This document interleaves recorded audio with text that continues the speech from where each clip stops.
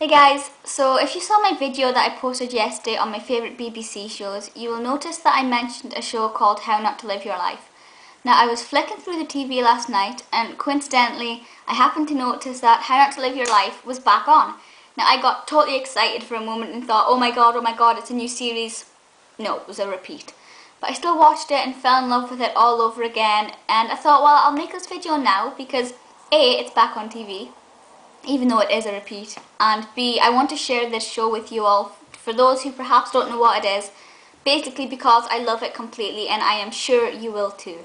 So the show itself is about a character called Don Danbury, and sort of at the beginning of the show we find out that his nana or nan or gran or somebody has died and left him her sort of massive, well I say massive, but it's really big, swanky, nice house in his inheritance. And so he moves in, but you know it's still not the cheapest of houses to keep up. So he puts an ad in the paper or something like that, and applying for somebody to hire out the room, to rent out the room, and he gets Abby. Now he falls in love with Abby straight away, and he's completely obsessed with Abby, and keeps trying to get off with her and all this stuff. And obviously Abby's the sort of character where you know he keeps chasing after her. You know they don't just like fall in love straight away, and they might not at the end. I'm not going to give it away. But the ending of the first series is quite a surprise, as with the ending of the second series. So this is a good thing. I'm going to say now before I forget, this show is so unpredictable. Every episode brings something new that you don't expect. So that is something I love about it. So yeah, in the first series there's Abby and he's chasing after her. And then in the second series we have a sort of similar character, Samantha. And I'm not going to tell you, he still has feelings for Abby, but I'm not going to tell you more about that because you have to find out when you watch it. But then in season 2 we also have Samantha, who his feelings for Samantha aren't obvious to him, but they're obvious to us. We can see that he likes Samantha, but he can't see it. So it's sort of like him trying to find these feelings as well, and is he actually going to realise himself? So that is really nice. And at the same time you also have a character called Eddie throughout both the series, and Eddie is like a sort of, he doesn't live there, but he's like basically there when Don wakes up and there when he goes to bed. Or maybe he does live there. Ignore what I just said because I don't actually remember that fact. But either way, he's always there. That's all we need to know.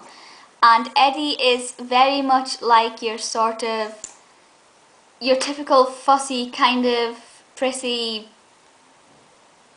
person. I can't think of the right word to describe him. You know, but he's straight, but he's got those typical TV gay qualities about him.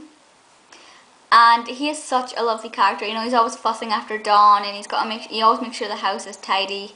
And he also looks after Mrs. Treacher, who lives next door, and she's an old woman who's like, she's incredibly hilarious in the actual episode. You know, she says the funniest of things. She's very random. The things she says is very inappropriate to the moment, and it is just so lovely, and she is absolutely hysterical. To be fair, she's not a necessary character, you know, she doesn't really add to the plot or anything, but she does add to the comedy, so that is brilliant. And yeah, this is a comedy, by the way, before I forget to say that. So there's just loads of random little things going on throughout it. Like the sort of big picture is Dawn tries to get Abby, and then Samantha comes in as well, and things change a little bit. But obviously in each episode there's like a different thing. Like for example in one, Don tries to get fit, he goes to the gym, and then there's all that humour behind that. In another one it's all focused around colonic irrigation, which is quite disturbing but incredibly amusing. Another one is about a wedding of a friend Don has to go to, and there's just loads of really random different plots built within each episode. There is 13 episodes over the two series. I think it's 7 and 6, I think that's it, I could be wrong. Which, to be fair, 7 episodes in a series is not a lot, but it's enough to get enjoyment out of it. Each episode is 30 minutes, so that's a good number of hours. That's a good 6 hours altogether at least. So plot is amazing, the comedy of it is fantastic. There are certain moments where something happens, then the screen will just freeze, and it'll say like 5 things Dawn shouldn't say next, and then it'll give you 5 clips of things, or 5 things Dawn shouldn't do in a restaurant, and then there'll be 5 clips of things like that. And it is just, it's very different, the comedy, the whole structure to the episode is very different to most things that are on TV nowadays. So that is particularly the first thing I like about it, is the fact there's nothing else like it. So far it ticks all the right boxes. And then we have the cast. Now the cast of this show is fantastic. I cannot praise it enough. So we have Dan Clark, who plays Don Danbury, and he also directs some of it and things.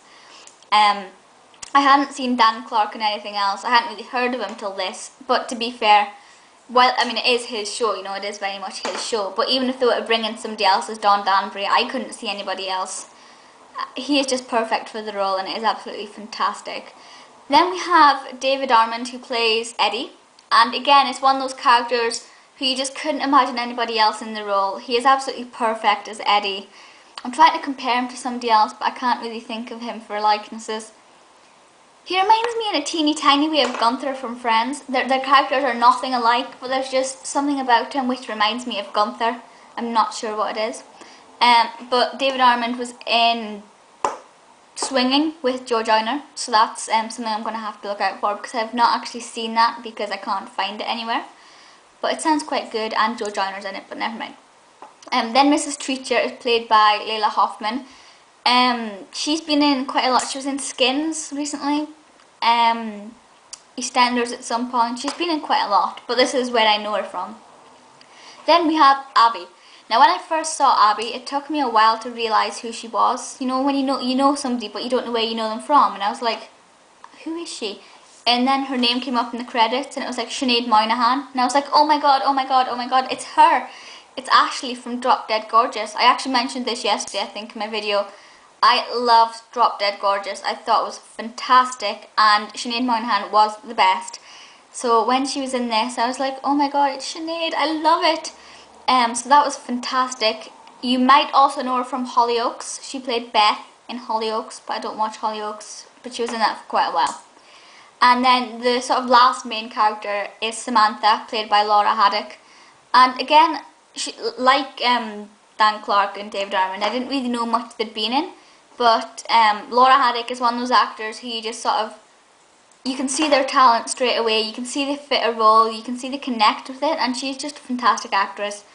She hasn't been in that much, and as far as IMDb goes, this is the last thing she's done, so I'm going to have to look out for more things that she will do. Hopefully she'll be in more things soon enough, because she's one of those actors who would seriously go to waste if she wasn't put in more roles and things, because she is brilliant. Or maybe there'll be another series and she'll be back. I do hope that there is going to be another series of this. The last one was last year. I'll have to see if I can find out if there's going to be another one. I'm sure Dan Clark is on Twitter. I might ask him and fingers crossed he'll reply. If there will be another one, I will let you know. This is, like I said, one of those shows you have to watch. It's just, you can't let it go past. Maybe it's not your style, maybe you don't like it, but don't knock it until you give it a go, because it is fantastic, and I promise you, you will love it. I don't know where you can watch it, to be fair. I'm not sure of how much of it is on YouTube, but like I said, at the moment, Series 2 is on TV, so catch it while you can.